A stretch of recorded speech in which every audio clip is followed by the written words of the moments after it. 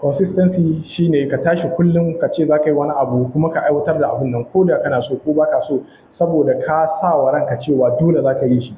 Misali a ce kana so ka koyi wani skill, to sai ka tilasta wa kanka cewa kullum idan na tashi zan yi wannan skill ɗin. Na ba wa wannan skill ɗin awa 2 na koyansa da kuma practice. So idan mutum ba shi da consistency, maganar gaskiya babu inda zai je. Musamman a koyan abubuwan da suke da wahala, kuma duk abin da ba shi da wahala ba shi da value. So duk abin da ka ga you are not consistent a lokacin da kake koyansa, so gaskiya zai yi wahala ka ga abin nan yana da value. Saboda duk abin da yake da value sai ka kasance consistent gurin koyansa saboda wahalarsa.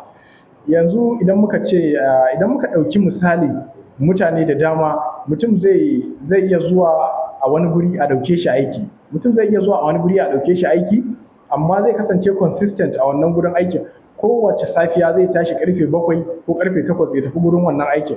Sannan kuma tilas lokacin da ake buƙatar sa a gurin wannan aikin zai kasance a wannan gurin. Sannan kuma zai je zai yi wannan aikin, wani ma yini yake yi a gurin aikin. So amma idan wani abu ne wanda ya shafi rayuwarsa, ko kuma wani abu wanda zai taimaka wa rayuwarsa, sai ya kasa zama consistent akan wannan abu. Dalilin da ya sa idan aikin wani guri ne ko aikin gwamnati mutum yake zama consistent a kai, saboda yana jin tsoron za a koye shi.